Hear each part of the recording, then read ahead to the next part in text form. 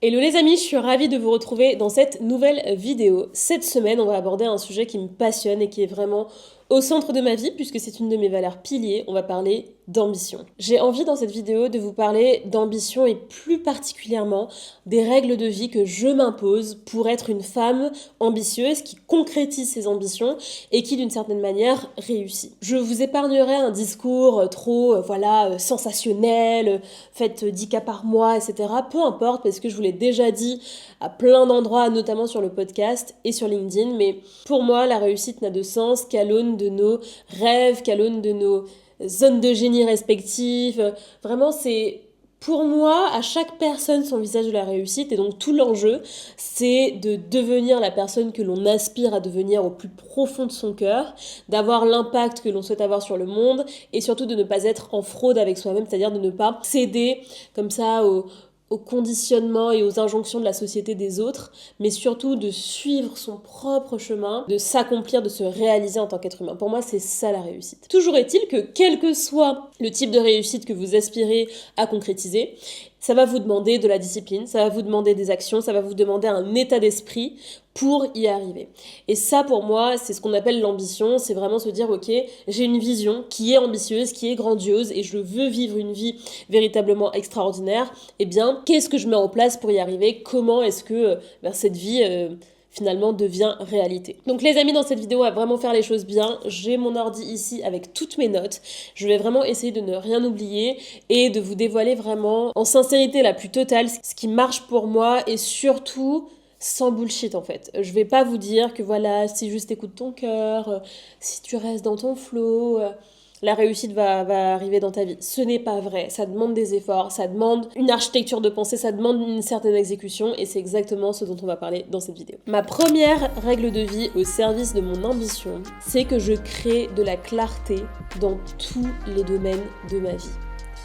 Il n'y a pas pire qu'un esprit dans le brouillard qui ne sait pas dans quelle direction il avance. Ça crée de l'éparpillement, on se disperse, on ne sait plus vraiment ce qu'on veut et on agit.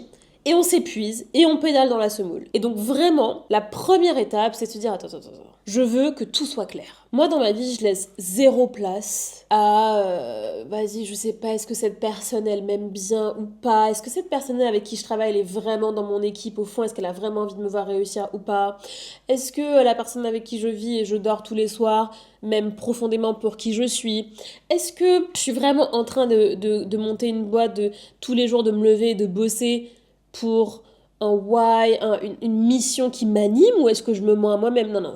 Tout ça, j'essaye au maximum et je m'engage tous les jours pour évacuer les doutes, le brouillard, le flou. Je vis de manière intentionnelle, claire et je sais pourquoi est-ce que je fais les choses. Ça, c'est vraiment hyper important. En fait, c'est simple, je refuse de perdre de l'énergie dans du bullshit, dans des choses accessoires, avec des gens, des relations, des lieux, des activités qui ne me nourrissent pas, qui ne servent à rien, qui ne participent pas d'une manière ou d'une autre à ma vision et à la femme que j'ai envie d'être dans 3 ans, dans 5 ans, dans 10 ans. Je sais ce que je veux, je sais quand je le veux, je sais comment je le veux et je mets toute mon énergie dans cette direction-là. Et si ça rentre pas là-dedans, ça doit s'en aller. Alors ça veut pas dire qu'on peut pas se laisser surprendre et cueillir par de jolis imprévus dans la vie, ça veut pas dire que parfois on va être stoppé par des choses qui nous tombent dessus. Ça veut juste dire que tous les choix que je fais sont hyper intentionnels et découlent de la clarté que j'ai par rapport à ma vision de la vie, à la vision de la femme que j'ai envie d'être et de la vie que j'aspire à créer. Deuxième règle, je dis non à tout ce qui ne sert pas à ma vision. C'est directement lié à la première règle. Une fois que cette vision est claire, tu sais exactement à quoi tu aspires. Tu dois avoir la discipline de dire non à tout ce qui ne rentre pas dans ce cadre. Je sais que ça peut paraître un petit peu radical, je sais que ça peut être difficile à certains moments. J'ai pas dit que ça serait facile et je vous préviens, tout ce que je vais vous partager dans cette vidéo n'est pas facile. Ça demande du courage. D'une manière ou d'une autre, réussir, être ambitieuse et concrétiser ses ambitions demande du courage. Donc concrètement, tout ce qui n'est pas aligné avec la personne que j'ai envie d'être à l'avenir, la femme que j'ai envie d'être, la chef d'entreprise que j'ai envie d'être, mon enveloppe charnelle que j'ai envie d'avoir, le lieu où j'ai envie de vivre, l'activité professionnelle que j'ai envie d'avoir, les projets que j'ai envie d'accomplir, si dans le présent, les opportunités, les relations, les situations ne sont pas conformes à ça, si ça ne sert pas ma vision, alors je dis non. Ça doit dégager. En fait, c'est presque mathématique. On ne peut pas devenir la personne qu'on veut devenir si dans le présent, puisque le futur c'est quoi? C'est une accumulation des présents. Si dans le présent, je cut pas tout le superflu pour me focus sur la vraie direction, le vrai objectif. Ça, c'est obligatoire. Alors bien sûr, ça va demander d'accepter de décevoir et de ne pas être conforme à ce qu'on attend de vous. Ça va demander d'accepter que vos proches vous disent franchement, on te voit plus trop en ce moment, tu viens plus dans tel ou tel endroit que vous aviez peut-être l'habitude de fréquenter. Ça peut aussi soulever des incompréhensions, mais en fait, je comprends pas pourquoi tu te donnes autant d'énergie dans tel ou tel domaine. Bien sûr que ça va vous renvoyer de l'incompréhension, de la déception, du rejet, du jugement, mais encore une fois, c'est un choix. C'est un choix qui demande du courage, et donc vous devez vous demander, vraiment en conscience, est-ce que je suis prête à payer le prix de ma réussite? Est-ce que je suis prête à le payer? Il n'y a que vous qui pouvez prendre cette décision. En ce qui me concerne, je l'ai prise il y a bien longtemps. Troisième règle, si la porte est fermée, je passe par la fenêtre. Alors, je sais pas si c'est un réflexe de femme noire, je sais pas si c'est un réflexe de femme qui est née sur une toute petite île loin de tout et qui avait le sentiment de ne pas être à la bonne place, là où tout se passait, là où il y avait les opportunités, etc. Mais je me suis toujours dit, peu importe le nombre de fois on va me dire non, je vais reposer la question, je vais poser les questions différemment, je vais essayer de passer par des chemins de traverse, je vais essayer d'aborder les problématiques différemment. Mais je ne vais pas renoncer en fait. Je ne vais pas renoncer à ma vision. Je ne vais pas renoncer à la vie que j'ai envie de créer. Peu importe le temps que ça prendra, peu importe si je me tape des portes fermées les unes après les autres, je vais passer par la fenêtre. Et s'il n'y a pas de fenêtre, je vais creuser un tunnel. Ce sera peut-être plus long, ce sera peut-être plus fatigant, ça va peut-être me demander plus de ressources, mais comptez sur moi pour faire ce qu'il faut, parce que c'est soit en fait toute ta vie tu te dis ouais je suis pas née avec les bons atouts, j'avais pas ce qu'il fallait, j'avais pas la bonne famille, j'avais pas les bons contacts, j'avais pas les bonnes relations, j'avais pas les bonnes compétences, etc. Soit t'apprends et tu fais quoi. C'est aussi simple que ça. Et vous pouvez pas imaginer, alors même que je n'ai que 31 ans, le nombre de portes fermées et de claques que je me suis prise dans ma vie. À la fois sur le plan pro et perso. Et donc, ça, c'est vraiment une règle, en fait. Je prends pas l'échec comme le point d'arrivée. C'est-à-dire, si je tombe 100 fois, je vais me relever 101 fois. Si je tombe 500 fois, je vais me relever 501 fois. Et en fait, en réalité, je prends ces chiffres-là, mais si vous observez les situations dans votre vie, en fait, on tente une fois, on échoue. Bon, déjà, on en a perdu un sacré pourcentage. On tente 2 fois. Si ça marche pas, on échoue. Déjà, ceux qui vont se relever une 3e fois, déjà, ils sont plus si nombreux que ça. Mais en réalité, les personnes les plus résilientes qu'on connaît autour de nous, ils essayent 5 fois, 6 fois, allez, peut-être 10 fois. Pour les gens exceptionnels qu'on connaît autour de nous, peut-être ils ont essayé 20 fois, mais pas beaucoup plus. Et ça, c'est un problème. Quand on y pense, un enfant pour apprendre à marcher, il va tomber 2000 fois. Pourtant, il va pas se dire j'abandonne, ça marche pas, j'abandonne. Non. Le bébé, naturellement, il va réessayer jusqu'à ce qu'il arrive à aligner 3 pas et à rejoindre les bras de sa mère ou de son père. Quand on voit la résilience d'un enfant dans son processus d'apprentissage de la marche, en fait, on en est bien loin, une fois adulte, de cette résilience. On en est bien loin de cette capacité à refaire. Pourquoi ? Parce que l'enfant de 2 ans, il ne doute pas. Il se dit pas, je ne vais pas y arriver, est-ce que je vais finir par réussir à marcher? Non, il refait. D'une certaine manière, c'est pilote automatique, il a posé son cerveau, en fait, tout simplement, il n'a pas la capacité cognitive, en fait, de produire toutes les croyances limitantes que nous, ensuite, on se produit à l'âge adulte. Et du coup, il n'est pas pollué. Donc, il se relève autant de fois qu'il le faudra. Et puis, une fois qu'on arrive à l'âge adulte, alors même qu'on a beaucoup plus de ressources, finalement, on le fait pas. Parce que cette fois-ci, il y a la peur, il y a l'ego, il y a les autres, il y a les injonctions, il y a machin, il y a truc, et donc on est pollué. Et donc on prend non pour une réponse et on prend un échec pour un point d'arrivée. Pas du tout. C'est vous qui décidez où vous placez le point d'arrivée. Soit vous placez le point d'arrivée après un échec. Non, c'est trop là. Non, on peut plus, j'arrête. Soit vous placez votre point d'arrivée au point de réussite. Jusqu'à ce que j'y arrive, je recommence.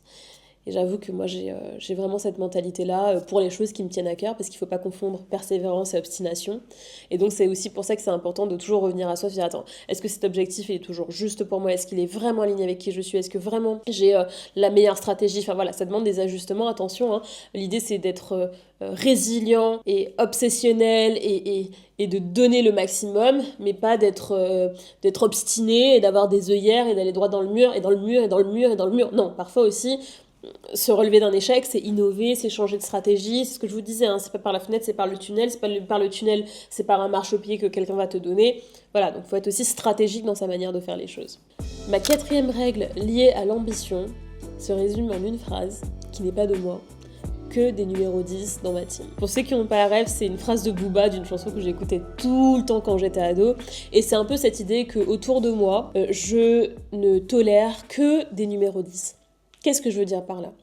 Soit effectivement dans le contexte professionnel des gens compétents, des gens de confiance, des gens motivés, et dans le domaine personnel, des gens sains, des gens aimants, des gens respectueux, des gens bienveillants, des gens intelligents. Voilà, autour de moi, il n'y a pas de toxicité, il n'y a pas de place pour les gens bêtes et méchants et qui se plaignent et qui sont négatifs. Non, c'est mort. En fait, quand tu vois à quel point tu es vraiment la somme des personnes que tu fréquentes le plus, il est absolument hors de question que je laisse pénétrer dans mon espace des gens qui, d'une manière ou d'une autre, vont me polluer, vont m'attrister, vont me casser, vont me décourager.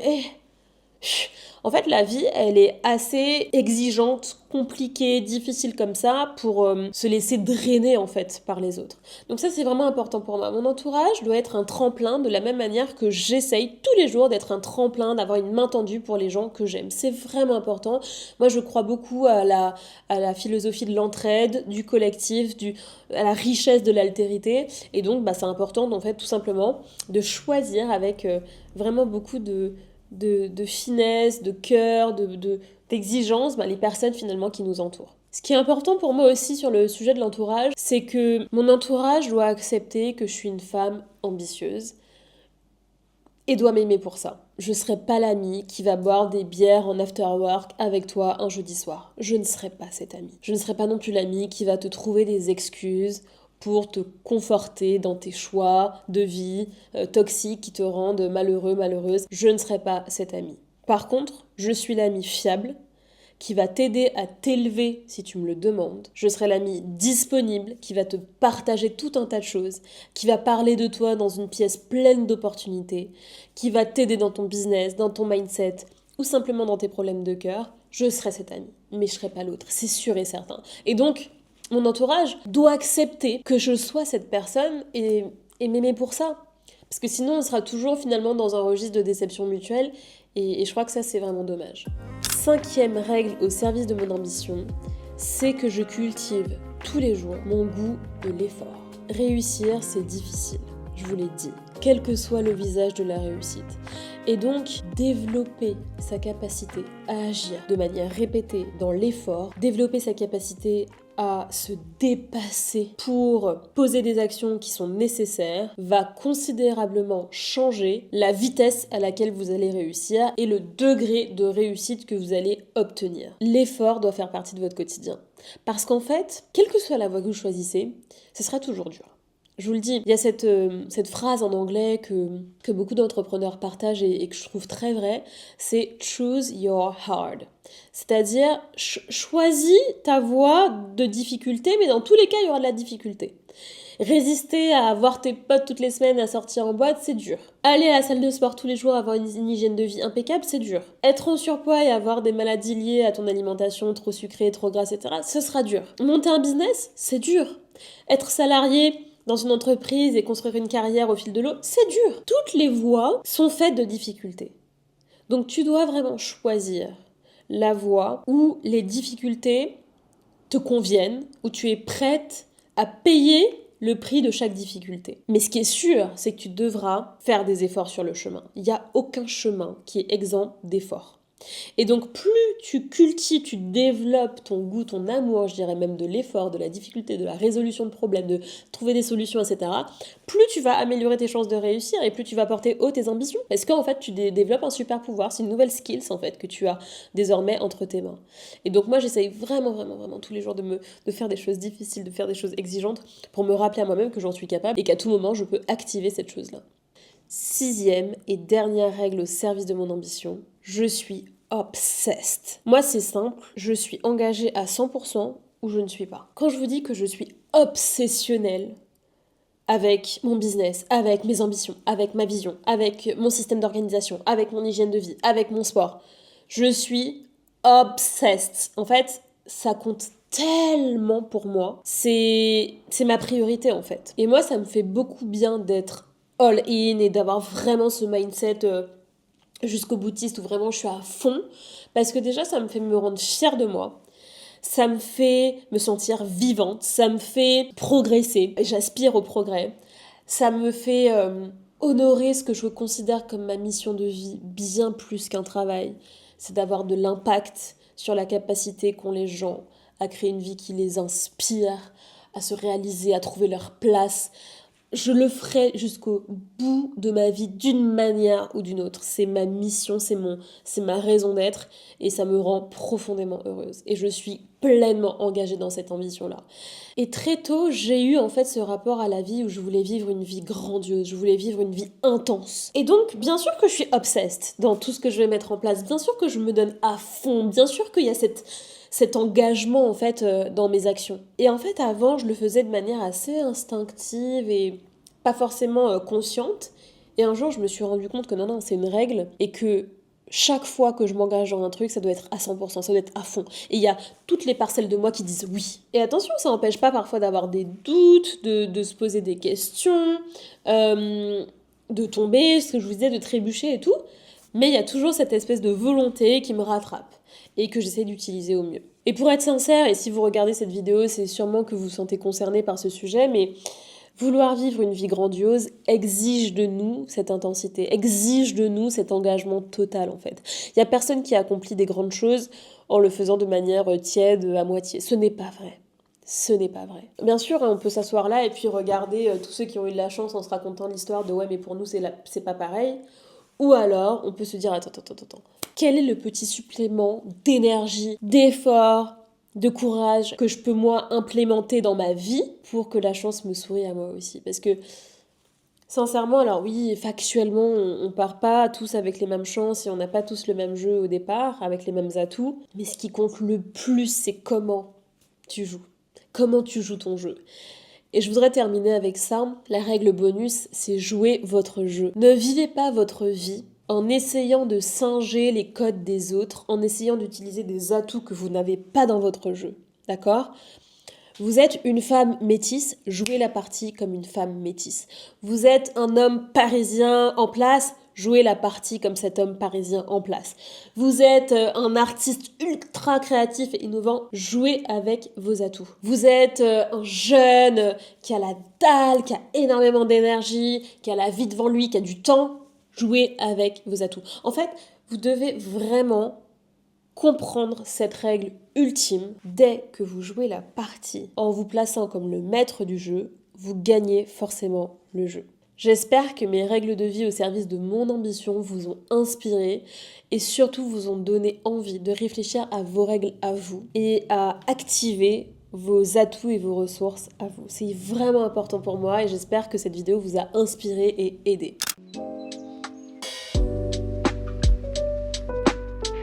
Si vous avez des questions, des remarques ou tout autre point, n'hésitez pas à me le partager en commentaire. Je lis tout, je réponds à tout. Puis surtout, ça me fait vachement plaisir d'échanger avec vous et de créer petit à petit ici une nouvelle communauté. Nous, on se retrouve très bientôt pour une nouvelle vidéo sur YouTube. N'oubliez pas de vous abonner, d'activer les notifications et je vous dis à très vite.